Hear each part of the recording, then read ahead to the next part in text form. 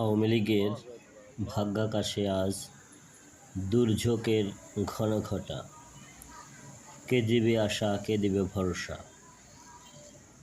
এমনটি তো হওয়ার কথা ছিল না। এই বাংলাদেশে স্বাধীনতার স্থপতি হিসাবে বঙ্গবন্ধু শেখ মুজিবুর রহমানের নামটি অস্বীকার করতে পারবেন এরকম একজন ব্যক্তিও এদেশে খুঁজে পাওয়া যাবে না। তবে তারই হাতে গড়া আওয়ামী লীগের আজ এই করুণ পরিণতি কেন হলো?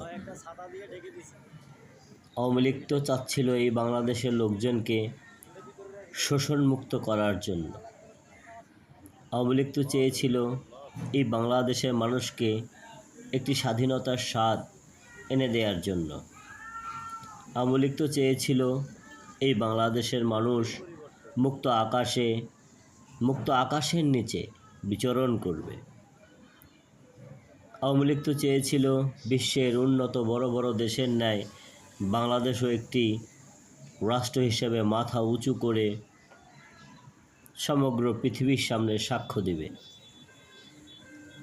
কিন্তু সেই আওয়ামী লীগের আজ এরকম করুণ পরিণতি কেন হলো?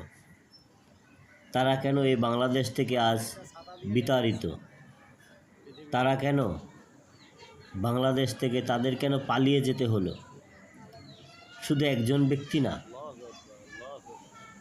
দলের প্রধানমন্ত্রী, তার বোন শেখ রেহানা সহ